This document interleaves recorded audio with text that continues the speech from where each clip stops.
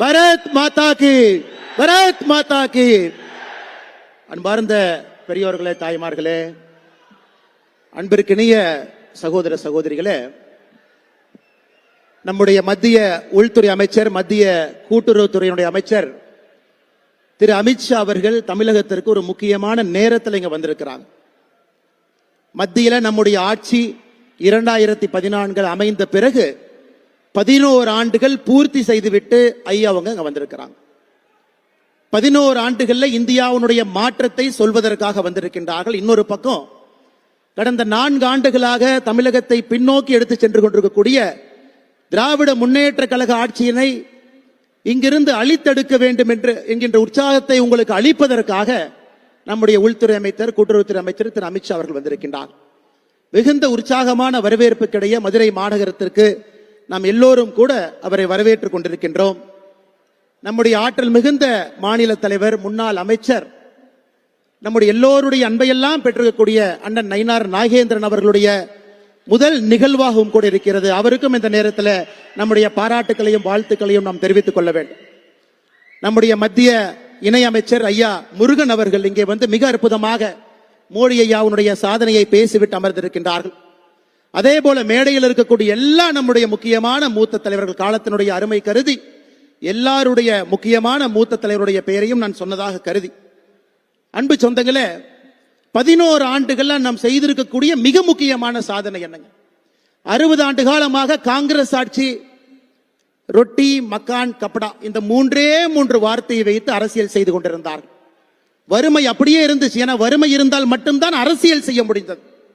2012 இந்தியாவில் $2.15 அதாவது 180 ரூபாய்க்கு கீழே வருமானம் பெறக்கூடியவர்கள் நாட்டினுடைய மக்கள் தொகையில 16.2% இருந்தார்கள். 2012 நம்ம ஆட்சிக்கு வந்து முழுமையாக இந்த 10 ஆண்டுகள் கழிச்சு பாருங்க, 2023 அதை வெறும் 2.3% கொண்டு வந்திருக்கின்றோம். இது மிகப்பெரிய சாதனை இல்லைங்களா? 10% நெட்டா 150 ரூபாய்க்கு கீழே வருமானம் இருக்கக்கூடியவர்களை எக்ஸ்ட்ரீம் பாவர்ட்டியிலிருந்து, அதிகப்படியான வறுமையிலிருந்து மேலே கொண்டு வந்திருக்கின்றோம். மிகப்பெரிய சாதனைகள். 11 ஆண்டுகள் நம்முடைய ஆட்சி மக்களுக்கு சொல்லி இருக்கின்றோம்.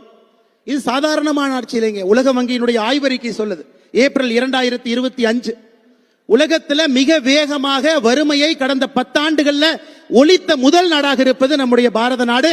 அதற்கான தலைவர் பாரத பிரதமர் நரேந்திர மோடி அவர்கள். அதுவும் சாதாரணமா இல்லைங்க. யோசிச்சு பாருங்க, நம்முடைய பிரதம மந்திரியினுடைய ஆவாஸ் யோஜனா, வீடு கட்டி கொடுக்கக்கூடிய திட்டமாக இருக்கட்டும், உஜ்வல யோஜனா திட்டமாக இருக்கட்டும், ஜன்தன் யோஜனா திட்டமாக இருக்கட்டும், ஆயுஷ்மான் பாரத்தாக இருக்கட்டும், எல்லா திட்டத்தையும் ஒரே வீட்டிற்கு கொண்டு வந்திருக்கின்றோம். அன்பு சொந்தங்களே, இன்னைக்கு தமிழ்நாட்டில் பார்க்கும் பொழுது மக்கள் நிம்மதியா இருக்கிறாங்களான்னு கேட்டீங்கன்னா நிம்மதியாக கிடையாது. காரணம் என்னன்னா, பெண்களுக்கு பாதுகாப்பு இல்லாத சார்கள் உலவி கொண்டிருக்கும் பொழுது எப்படி பெண்களுக்கு நிம்மதி இருக்கும்? மக்களுடைய பணத்தை கொள்ளையடித்து சினிமா படம் தயாரிக்கக்கூடிய தம்பிகள் உலவி கொண்டிருக்கும் பொழுது எப்படி மக்களுக்கு நிம்மதி இருக்கும்? மத்திய அரசின் மீது, திட்டத்தின் மீதெல்லாம் ஸ்டிக்கர் ஒட்டி எந்த வேலையும் செய்யாமல் 4 ஆண்டு காலம் திராவிட முன்னேற்ற கழகத்தினுடைய ஆட்சி காலத்தை கடத்தி இருக்கின்றார்கள். எப்படி மக்களுக்கு நிம்மதி இருக்கும்? ஒரு சமுதாயத்தை சார்ந்த, ஒரு மதத்தை சார்ந்த மக்களை மட்டும் தொடர்ந்து கொச்சைப்படுத்துவதே முழுநேர வேலையாக திராவிட முன்னேற்ற கழகத்தினுடைய அரசு வைத்திருக்கின்றார்கள். எப்படி மக்களுக்கு நிம்மதி இருக்கும்? அதையெல்லாம் தாண்டி நடுத்தர குடும்பத்தில் நிம்மதியாக வெட்டுப்படாம வீட்டுல பாதுகாப்பாக யாராவது இருக்க முடியும்னா முடியாது. கொங்கு பகுதிக்கு வந்தீங்கன்னா முதியோர்களை குறிவைத்துக் கொள்ளுகின்றார். தென் பகுதிக்கு போனீங்கன்னா சாதி வன்முறையில கொள்றாங்க. சென்னைக்கு வந்தீங்கன்னா கூலிப்படையை வைத்துக் கொள்ளுகின்றார். எங்கேயும் யாருக்கும் நிம்மதி இல்லாத வாழ்க்கை தமிழகத்துல கடந்த 4 ஆண்டு காலமாக நடந்து கொண்டிருக்கிறது. அதையும் வீட்டுக்கு அனுப்ப வேண்டும். அன்பு சொந்தங்களே, அமித்ஷாஜி அவர்கள் சாதாரண நேரத்தில் வரல. ஒரே நாடு ஒரே கொடி என்று இருக்க வேண்டிய இடத்துல ஒரே நாட்டில் 2 சட்டங்கள் 2 கொடி இருந்ததை ஒழித்துவிட்டு 2019 ஆர்டிகல் 370 கொண்டு விட்டு அதன் மூலமாக கடந்த 5 ஆண்டுகள்ல காஷ்மீர் நிம்மதியை பார்க்கிறோம்.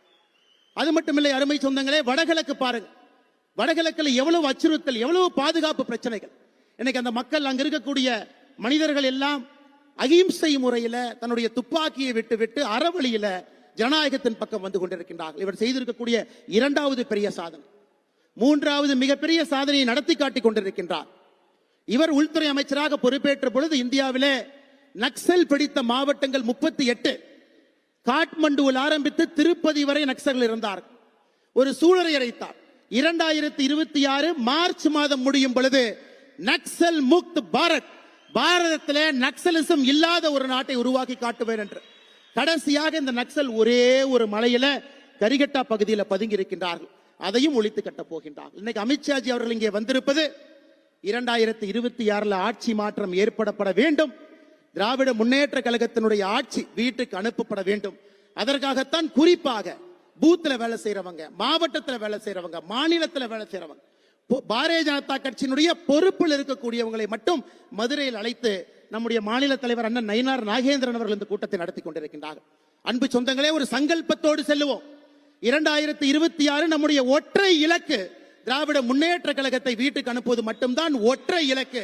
வேறு எதுவும் நமக்கு இலக்காக இருக்கக்கூடாது என்று சொல்லி வந்திருக்கக்கூடிய எல்லோருக்கும் நன்றி தெரிவித்து, மேடையில் இருக்கக்கூடிய தலைவர்களுக்கும் என்னுடைய வாழ்த்துக்களை தெரிவித்து உரையை முடித்துக் கொள்கிறேன். நன்றி, வணக்கம். பாரத் மாதா கி ஜெய்.